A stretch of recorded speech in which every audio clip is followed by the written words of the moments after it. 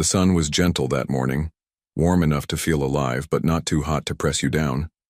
White chairs were arranged in neat rows beneath a string of fluttering blue and white banners that read, St. Elijah's Orphanage, 50 years of love.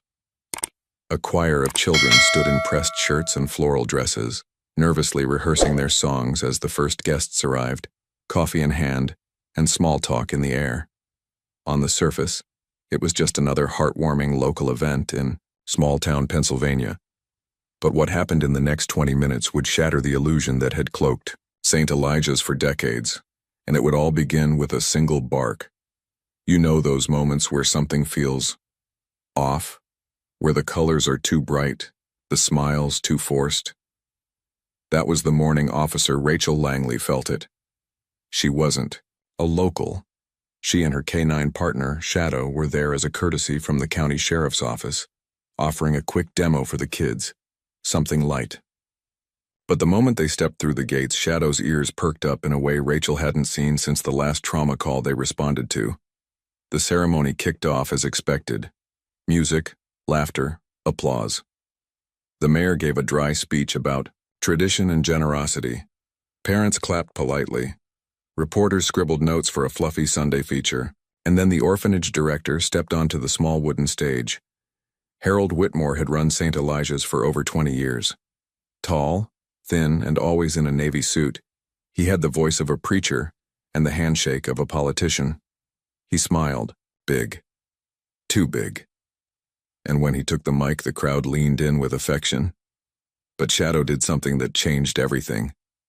He barked, not once, not twice, but in a furious, guttural rhythm that sent a shiver down Rachel's spine. The hairs on his back stood up. His body was tense, nose pointed directly at the stage, at Whitmore. Every instinct in the dog screamed danger. Rachel tugged the leash. Shadow down. That's enough, she whispered, embarrassed, smiling, awkwardly at nearby parents. But Shadow wouldn't stop. He growled, then lunged slightly forward, the leash tightening in Rachel's hand. Whitmore's voice faltered for a second, visibly shaken. He tried to laugh it off. Looks like someone doesn't like my cologne, he joked. A few people chuckled, but it didn't feel right. Then a strange thing happened. One of the younger girls in the front row, maybe 8, 9 years old, started crying. Not a small whimper, but a deep, trembling sob. She looked at Shadow, then up at Whitmore, then back at Shadow again. And she wasn't the only one. Several children turned their heads away from the stage. One boy subtly slid behind another kid like he didn't want to be seen. Rachel felt her chest tighten. She'd been on the force long enough to know when something didn't add up. Shadow wasn't reacting to a noise. He wasn't agitated by excitement or movement. He was locked in on one thing. Harold Whitmore. Rachel finally stepped back, pulling Shadow farther from the crowd, whispering reassurances into his ear, even as her mind screamed with questions. She tried to focus on the remainder of the event, the singing, the speeches, the oversized cake, but it was no use. Shadow's reaction echoed in her head, and the look in those kids' eyes haunted her. Later, as guests mingled and the crowd thinned, Rachel sat beneath a tree near the courtyard, letting Shadow drink water from a bowl.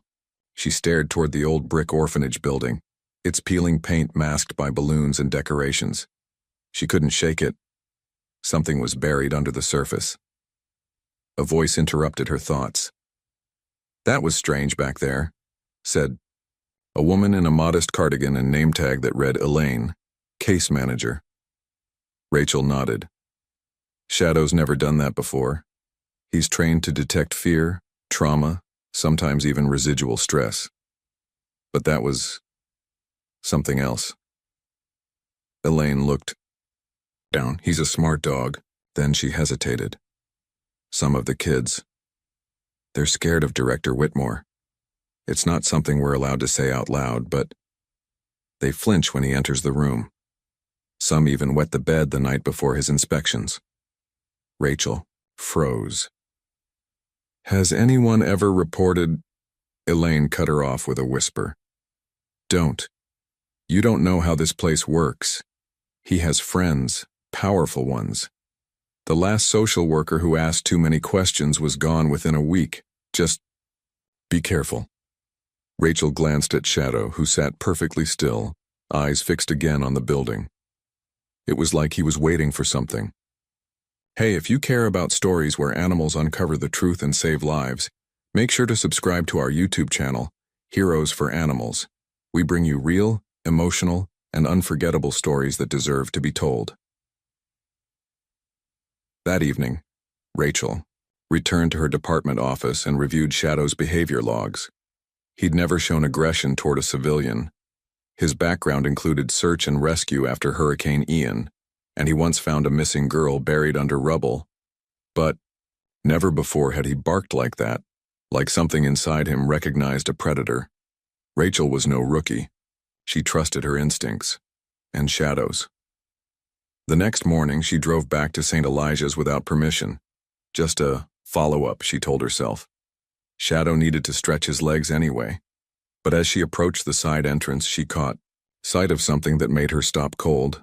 A boy, maybe 12, stood in the garden. He saw her, then quickly turned away, but not before slipping something into his pocket. Rachel called out, "Hey there, I'm Rachel. This is Shadow. Want to pet him?" The boy hesitated, looked around, then slowly approached. Shadow wagged, his tail gently, lowering his body in a calming posture. The boy's hand trembled as he reached out. "What's your name?" "Ben." "That's a good name." "Ben, do you like it here?" He said nothing, just stared at Shadow, eyes glistening. Then he leaned in and whispered something that chilled Rachel's blood. "He barks because he knows." Rachel knelt down. "What does he know, Ben?" Ben reached into his pocket and handed her a folded piece of paper. Inside was a crayon drawing, childlike, rough but unmistakable, a tall man, a belt in one hand, a small child on the floor curled up crying, and beside them, a dog standing between them barking. Rachel looked up, but Ben was already walking away, vanishing behind the garden hedges. Shadow stood beside her, unmoving, eyes locked on the orphanage doors. And in that moment, Rachel Langley realized this wasn't over, not by a long shot. The next few days were a blur of gnawing thoughts and second-guessing. Rachel Langley wasn't supposed to go back to St. Elijah's. Her visit with Shadow had been off the record. No paperwork, no clearance, just instinct. But the image of that crayon drawing haunted her, especially the way Ben had said it. He barks because he knows. Rachel had seen a lot in her 12 years as a K-9 handler, lost hikers, drug busts, domestic cases, but this was different. This wasn't about evidence yet.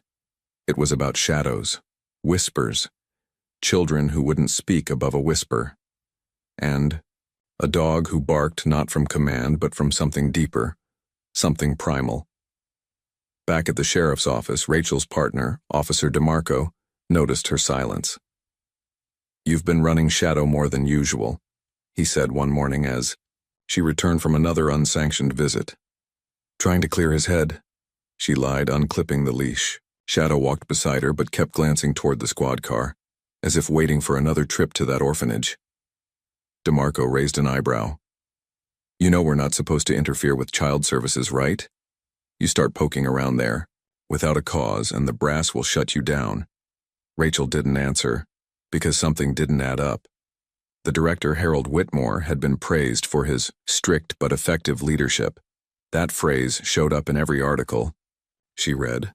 Local journalists loved him. School board reps called him a steady hand in turbulent times. And yet, kids were afraid to be near him. Shadow, trained to detect fear and trauma, reacted to him like he was a loaded weapon. She couldn't forget the girl who cried during the ceremony, or the boy who handed her that drawing. So she dug deeper. That afternoon, Rachel parked across the street from a small public library and pulled out her laptop. She wasn't on duty, but she'd called in a favor with a friend who had access to social services files. What she found made her stomach tighten. Over the past 15 years, St. Elijah's had quietly transferred out more than 20 children without formal paperwork being filed in time. Most went to other orphanages or emergency placements, but the reasons given were vague.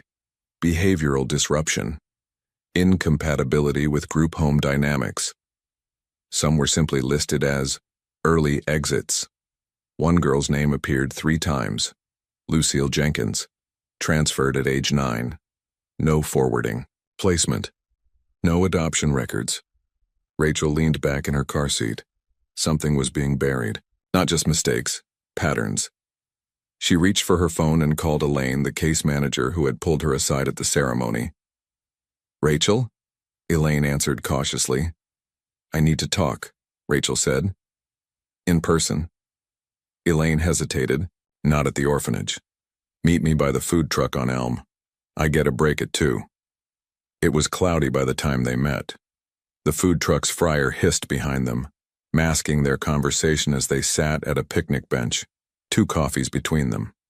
Elaine looked tired, more tired than the last time they spoke. "I went back," Rachel admitted. Elaine didn't look surprised. "And a boy gave me this." Rachel slid the folded drawing across the table. Elaine opened it, her lips pressed into a hard line. She nodded slowly. "That's Ben," she said. "He's only been here a year, but he's seen things. I tried to report it once. The board told me I was misinterpreting trauma responses, said Harold has a firm but necessary method, that he brings order." Rachel leaned in. "You believe the kids?" "I do. And I believe that dog of yours saw something the rest of us keep ignoring." Elaine wiped a tear from the corner of her eye. "There's a closet in the East Wing," she whispered. "They used to call it the quiet room, said it was for kids who needed isolation. It's not supposed to be used anymore, but the door's always locked. I've heard cries behind it." Rachel's stomach turned. "Has anyone gone in?" "No. One dares, staff turn a blind eye. We're told to stick to our roles and follow the chain of command."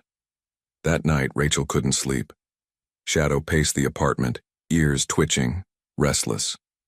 Finally, at 3 a.m., she stood by the back door and said, "Let's go, boy." The orphanage was silent when she arrived. She didn't go to the front gate this time. Instead, she parked behind the old maintenance shed and entered through a broken fence. Shadow stayed close, alert, ears up. Inside, the East Wing was cold. The hallway lights flickered, buzzing faintly. Rachel knew it was risky. She didn't have a warrant, but sometimes when the system won't move fast enough, you have to follow your gut. She found the door Elaine had described, plain, gray, with a tarnished brass knob. A child's sticker peeled off the frame. Shadow approached it slowly, nose low to the ground. He sniffed once, then again, then sat down. A low whine escaped his throat. Rachel tried the knob, locked. She pulled out a multi-tool from her belt, something she always carried, habit from the academy. After a few tense seconds, the lock gave with a click. She opened the door. The room was small, dark, the kind of space you'd expect to store mops or boxes. But this wasn't a storage closet. The floor was bare concrete. The walls were scratched deep by fingernails or something sharp. There was no light inside. Just a thin mattress, stained and torn, shoved against the back corner. Rachel's breath caught. Shadow let out a low growl. A broken shoelace lay in the corner. Beside it, a crumpled drawing, barely visible. She picked it up. It was another child's drawing. This one showed a box. A person inside, crying. Outside, another figure stood with something in their hand. A belt. A stick. It was hard to tell. Rachel stepped back and closed the door. She didn't need a warrant to feel the truth. The next morning, Rachel brought the evidence to her captain. He wasn't happy. "You broke protocol, Langley. You entered a private institution without cause. No warrant, no probable suspicion." "I had cause," Rachel said quietly. "That room was used recently. There are scratch marks. There's no justification for locking a child inside a space like that. I have witness testimony.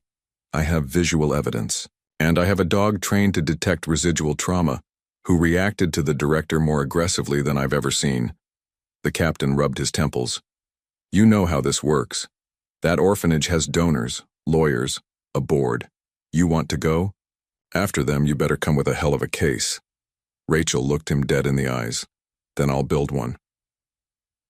That evening, she drove to the edge of town. There was a diner there. Greasy burgers, weak coffee, and cheap blinds. A teenage girl sat at the far booth alone, hood up. Rachel slid into the booth across from her. Lucille Jenkins? Rachel asked softly. The girl didn't look up. I'm not a cop, not right now. I just want to know what happened to you at St. Elijah's. There was a long pause. Then the girl spoke, barely audible. Does he still use the quiet room? Rachel's breath caught. Lucille looked up, eyes tired beyond her years. You want the truth? She said. You're gonna need more than a badge. Rachel reached down. Shadow sat at her feet, silent but watchful. I've got him too, she said. Lucille looked at the dog, and for the first time in what felt like years, she smiled. Lucille Jenkins stirred her coffee slowly, eyes fixed on the spoon as if afraid to make eye contact with what she was about to say. Rachel Langley didn't press. She knew better than to force a moment like this. Some wounds needed silence before they could speak. Across the diner booth, Shadow rested at Rachel's feet, calm but watchful. The dog had barely moved since they sat down, as if he too knew the air was heavy with something that couldn't be rushed. Lucille finally looked up. I was 9 when I got to St. Elijah's. My mom died of an overdose, and my dad was in prison. No one wanted me. Rachel stayed quiet, just listening. At first it seemed okay. Food, a bed, structure. But then, things started to change. If you broke the rules, talked back, had an accident in bed, even cried too loud, they'd take you to what they called the reflection room. Rachel flinched slightly. That's the closet, right? The one in the East Wing? Lucille nodded. They'd tell you it was your fault, that good kids never went there, that it was the only way to make you better. And Director Whitmore? Lucille's eyes went hard. He never raised his voice. Never had to. He'd just look at you with that smile, like he already knew you were going to disappoint him. She looked away, her voice quieter now. I spent a full weekend in that room once. No lights, no food, just a bucket. I thought I was going to die in there after that. I stopped fighting back. That's when he said I was finally ready to be placed. Like I was cured or something. Rachel felt her throat tighten. And then what? They sent me to a different group home in Scranton. I didn't speak for a year. No one ever asked what happened at St. Elijah's. They just assumed I was a problem kid. You'd be surprised how quickly people stop asking questions when they think you're broken. Rachel reached across the table and gently slid a napkin closer. Would you be willing to make a statement? Officially? Lucille shook her head. You don't understand. People have tried. You think I'm the only one who wanted to tell someone? St. Elijah's is protected. The board has money, donors, politicians. They bury things. Kids disappear, and no one bats an eye. She glanced down at Shadow. But that dog? He's the first one who ever barked back. Later that night, Rachel sat on her apartment floor, her laptop open, files spread around her like a chaotic jigsaw puzzle. She'd begun cross-referencing. Names, kids transferred out of St. Elijah's over the past 20 years. The pattern was alarming. Every few years, a handful of children with behavioral issues would be quietly moved. No formal complaint. No record of mistreatment, just gone. She started making calls. Some numbers were disconnected, others went to voicemail. A few people hung up the moment she mentioned St. Elijah's, but around midnight her phone buzzed. A text, unknown number. I remember the quiet room too. I'll talk. Attached was a name, Caleb Rivers, and an address, only 30 minutes away. The next afternoon, Rachel drove to a mechanic's garage tucked off Route 81. Caleb was tall, late 20s, grease-stained jeans and a shaved head. He stood beside a lifted Chevy truck holding a wrench like it was an extension of his arm. "You the cop?" he asked when she approached. "I'm Rachel. This is Shadow." The dog wagged once, polite but focused. Caleb wiped his hands on a rag. Didn't think anyone would care. Not after all these years. Rachel gave a half smile. "We care now." He exhaled deeply. "I was at St. Elijah's from age 6 to 11. That place taught me how to lie to survive, how to smile when you were scared, how to pretend nothing happened." "Did you know Lucille?" Caleb nodded. "She was quiet.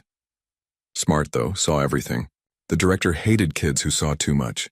Rachel pulled out her notebook. "Can you describe what happened to you?" Caleb's jaw tightened. "They locked me in that room for wetting the bed. First time it was 2 hours. Next time, overnight. No blanket, no light, nothing." He looked away, eyes distant. "Once Whitmore caught me stealing food from the kitchen. I was hungry. They'd skipped dinner to punish the whole hall. He took me down there himself. Told me I needed to learn consequences." He paused. "He brought a belt," Rachel wrote quickly. "Did anyone else see? Anyone you remember?" "My friend Jesse. But he didn't make it. Transferred, they said. But I never saw him again." That name stuck with Rachel for the rest of the day. Jesse. She searched archives, called foster registries, even combed social media. No sign, no graduation photos, no job listings. It was like he vanished after age 10. By evening, Rachel was convinced Jesse wasn't transferred, he was silenced, and she needed help. Rachel called her captain the next morning. She didn't ask for permission this time. "I've got 2 former residents willing to testify. I have photos of the quiet room, Shadow's behavioral data, transfer records that don't line up. We're past speculation now." He sighed.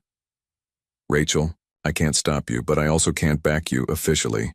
You want to build a case, you're on your own." "Understood." She hung up and stared out the window.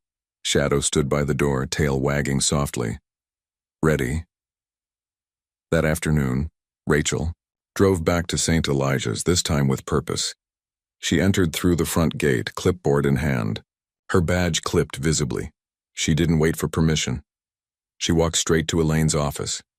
The case manager jumped slightly when she saw her. "I need 10 minutes, Rachel said. Elaine nodded and closed the door. "I need a list of any children who were transferred out under disciplinary causes in the past 10 years. Elaine hesitated. "That list isn't public. I'm not asking for the board. I'm asking for the kids." Elaine sighed, opened a drawer, and pulled out a faded binder. As Rachel flipped through it, her blood chilled. So many names. One stuck out. Jesse Dalton, age 10. Transferred due to aggressive behavior. No record of placement. No contact. Information. Rachel closed the binder. "I need to see the storage room." Elaine's eyes widened. "The one with the closet?" "Yes." They walked in silence. Down the east hallway.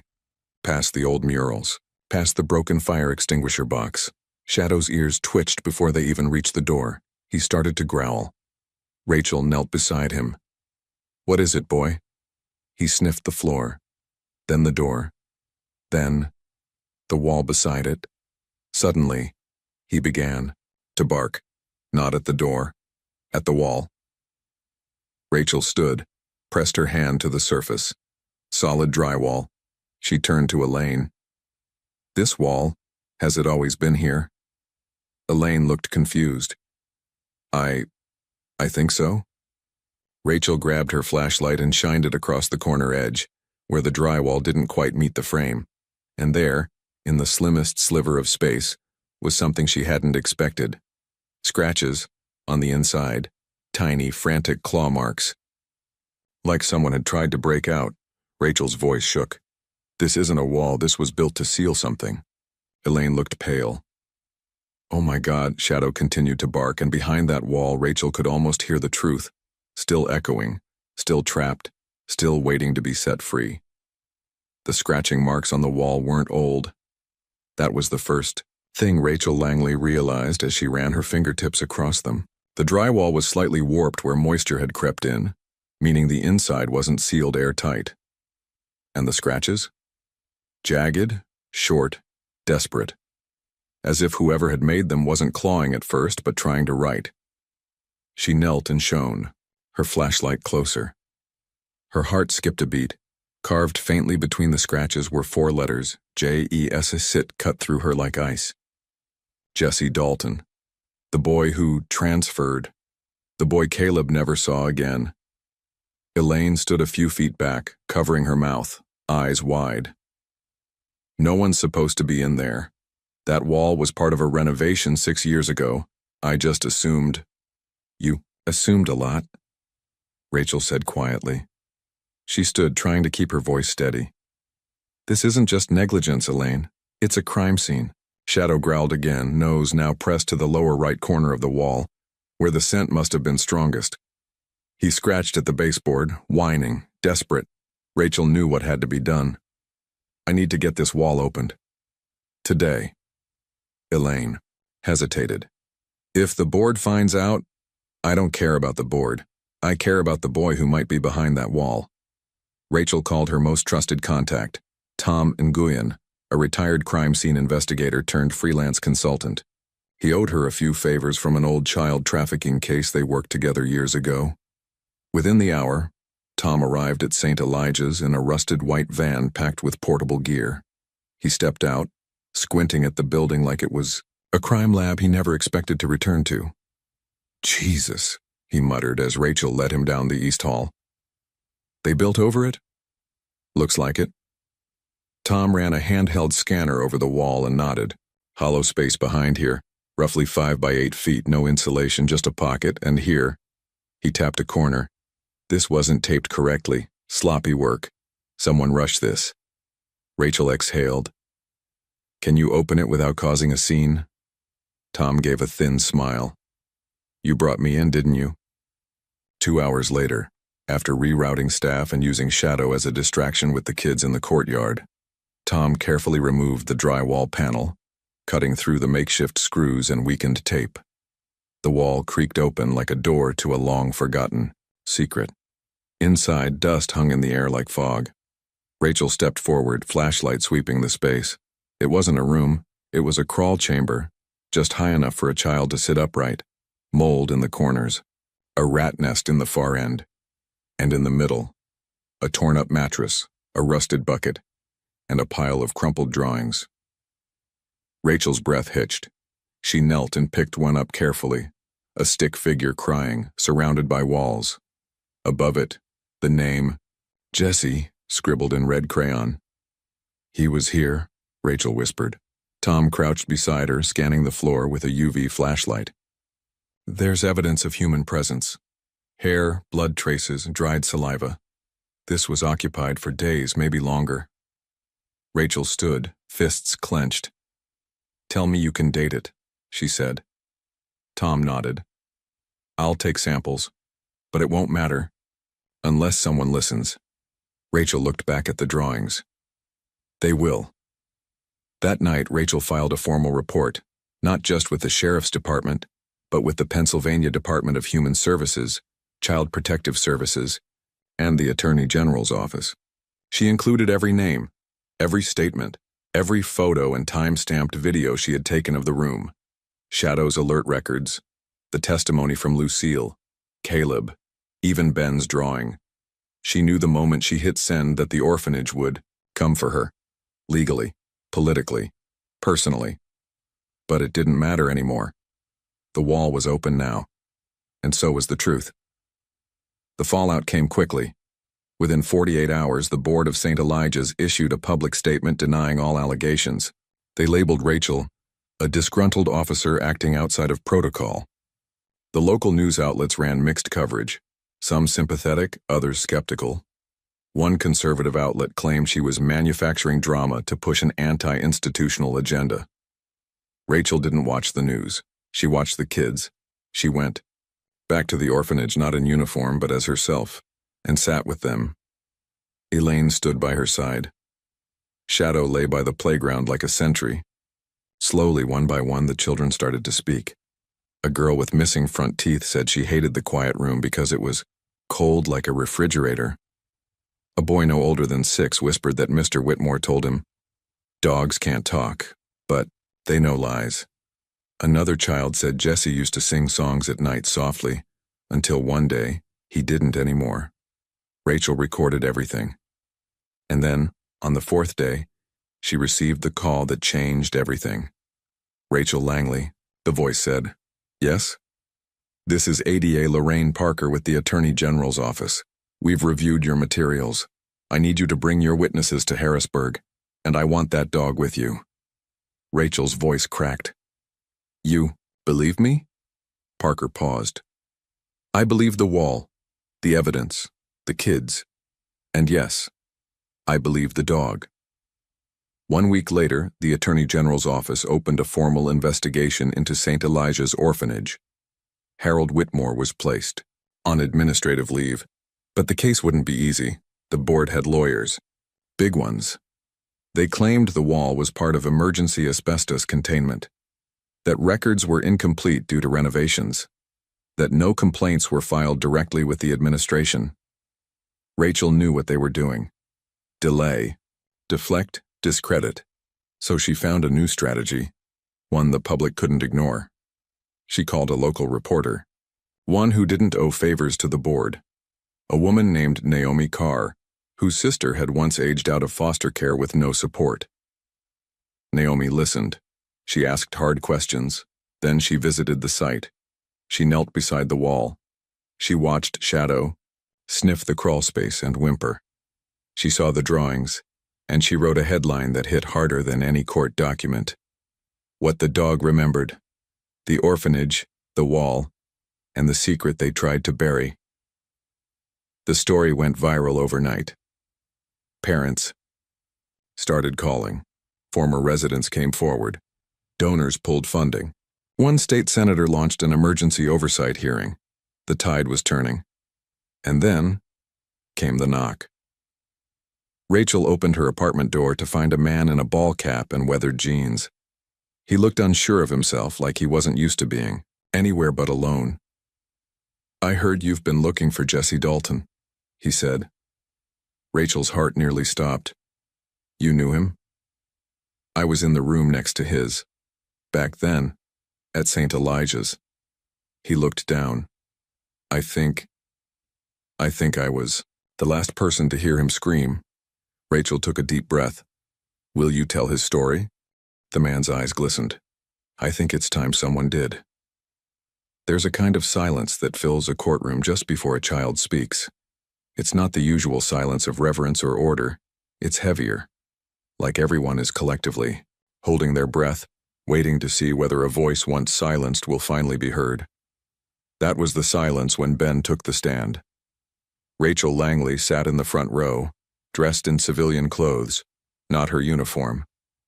She didn't want this moment to feel like another report, another file. She wanted it to feel like what it was: truth finally rising to the surface. Shadow lay quietly at her feet. He hadn't barked in days, not since Harold Whitmore had been formally charged with child endangerment, unlawful confinement, and obstruction of justice. But Rachel could feel the dog's muscles twitch with anticipation, like he understood what this moment meant. Ben looked small behind the court's wooden rail, his legs swinging slightly above the floor. His shoes didn't quite touch the footrest, but when he spoke, his voice was steady. "He told me I had to be good," Ben said, eyes fixed on the ADA across from him. "And if I wasn't good, I'd go in the dark again." ADA Lorraine Parker nodded gently. "Can you tell us what the dark is, Ben?" Ben swallowed. "It's the quiet room. But it's not quiet. It's scary. There's bugs. And I heard someone cry in there before. I think it was Jesse." A murmur swept through the courtroom.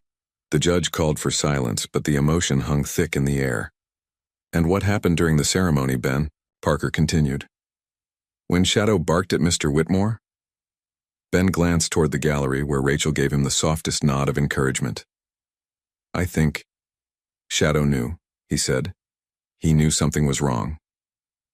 That one line, Shadow knew, would become the phrase that defined the trial.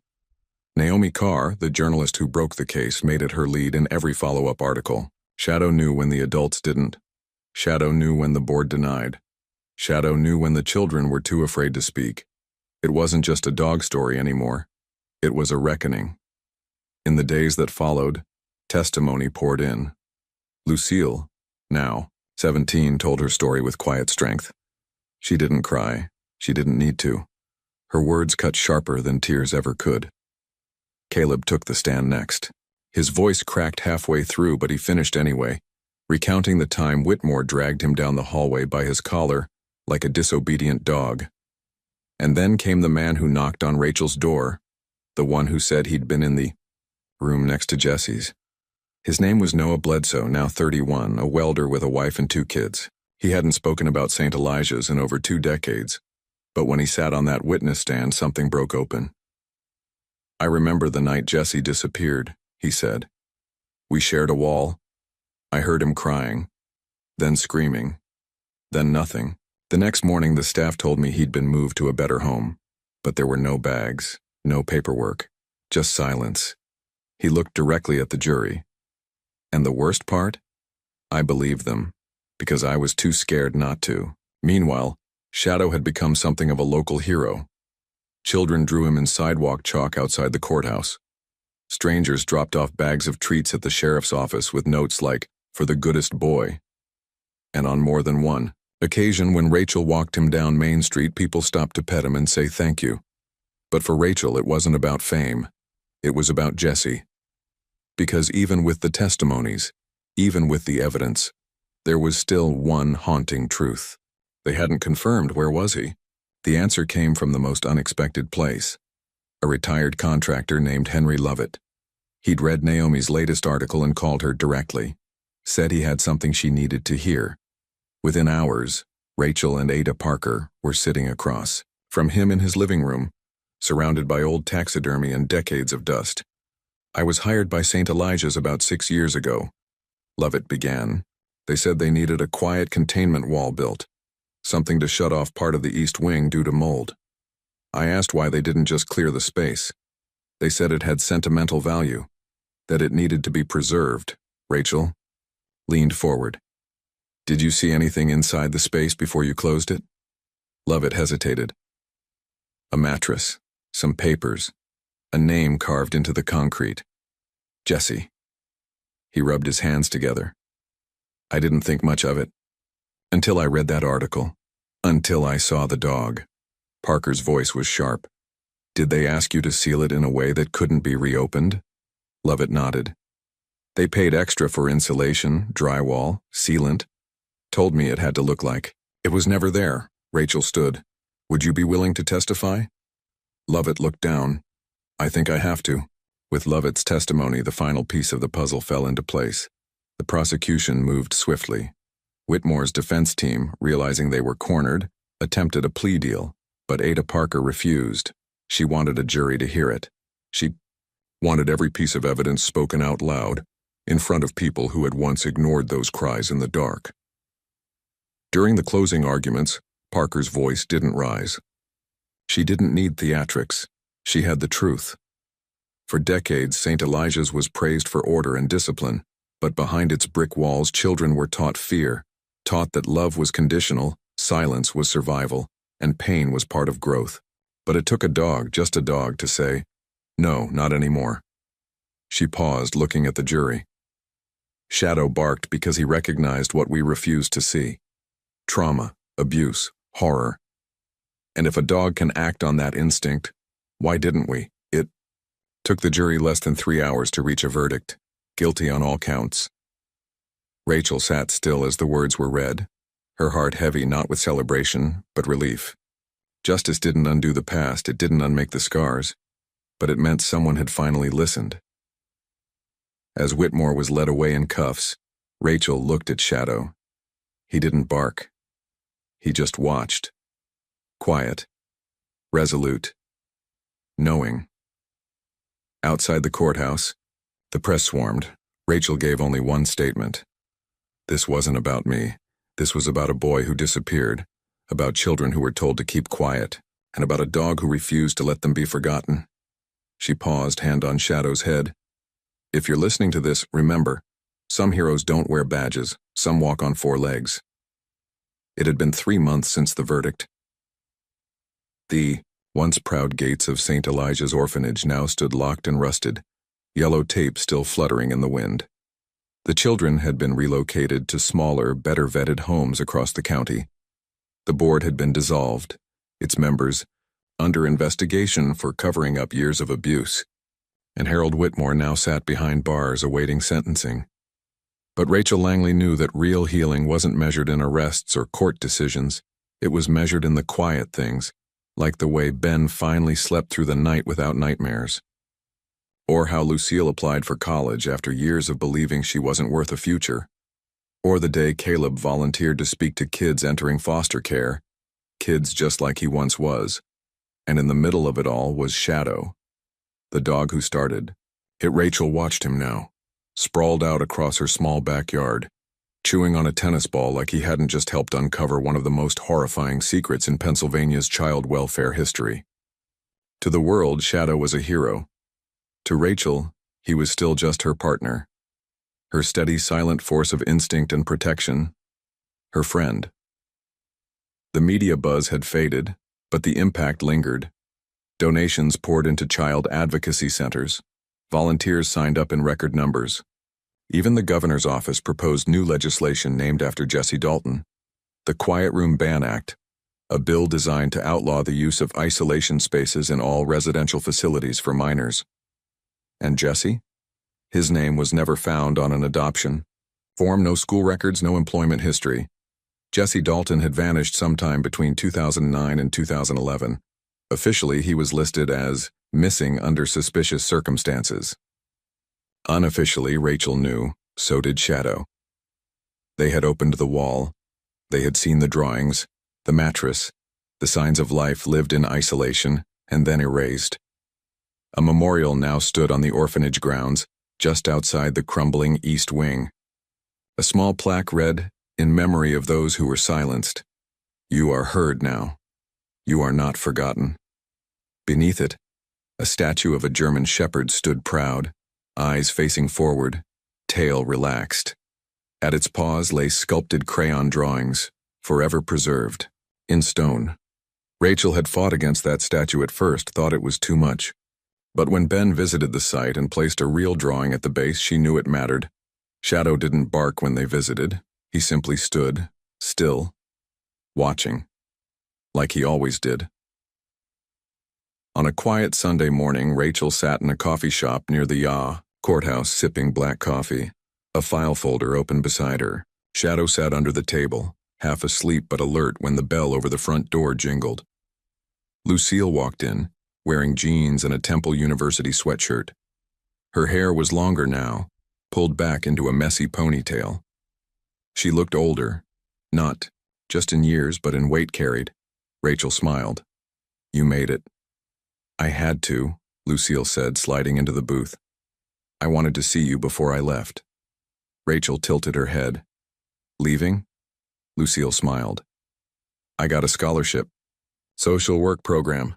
I'm moving to Philly next week." Rachel's throat caught. "You're going to be incredible at it." Lucille nodded slowly. "I hope so. I want to be the adult I wish I'd had." They sat in silence for a moment, the kind of silence that isn't empty, but full of understanding. Then, Lucille pulled something from her bag, a small laminated photo. It was one of the drawings Rachel had taken from the crawl space, the one with the stick figure, the crying child, and the name Jesse scribbled in red. "I had it cleaned up," Lucille said. "For me. For him. I still dream about that night sometimes, about the crying through the wall." Rachel reached across the table and gently placed her hand on Lucille's. "You didn't imagine it. You didn't make it up. You were brave enough to remember." Lucille exhaled. "I think I'm finally ready to forgive myself." Rachel squeezed her hand. "Then you already did the hardest part." Later that week, Rachel found herself back at the sheriff's office, desk stacked with reports, voicemails blinking red, and a new batch of recruits sitting through orientation. She didn't speak often at trainings anymore, but this time she'd been asked specifically. So she stood before them. New officers, in crisp uniforms, eager eyes, steady pens, and she said, "There will be days when the job feels like forms and red tape. Days when the system feels too big to move. But listen to me, never underestimate your gut. And never underestimate the quiet. The quiet is where secrets live. But it's also where truth begins." She paused, then smiled at the back corner, where Shadow sat beside his water bowl. Sometimes the best officer in the room doesn't say a word. He just listens. The recruits chuckled, but Rachel knew they got it. Or at least, they would. That evening, she drove home with the windows down. The radio played some 90s alt-rock tune she hadn't heard in years. Shadow leaned into the wind, ears flapping, tongue out, eyes wide like a pup again. They pulled up to a familiar stoplight, where a mural had been painted on the side of an old abandoned building. It was new. Rachel hadn't seen it finished. It showed a child silhouette holding hands with a dog. Above them, the words, "Every voice deserves to be heard, even the silent ones." Rachel sat back in her seat, blinking hard. She didn't take a photo, didn't post it online. She just looked, and let it sit in her chest like a full breath she hadn't known she needed. In the end, the case wasn't about heroics. It wasn't about the courtroom drama or headlines or even the dog who barked. It was about children, about listening, about refusing to let fear win. It was about choosing in the smallest ways to stand between someone vulnerable and someone who meant them harm, just like Shadow did, just like Rachel learned to do, just like Ben and Lucille and Caleb now do for others. Thank you so much for following this story all the way to the end. It's not always easy to sit with pain, especially the kind that hides in institutions, behind locked doors, and beneath polished smiles. But if you stayed with us, if you listened, then you're part of the reason silence doesn't win. Now we'd love to hear from you. Have you ever seen something that didn't feel right but didn't know what to do? What would you have done if you were in Rachel's shoes or Shadow's paws? Drop your thoughts in the comments. Let's talk about the power of instincts, the importance of paying attention, and what it means to stand up even when you're standing alone. And remember, some heroes don't speak. They just bark.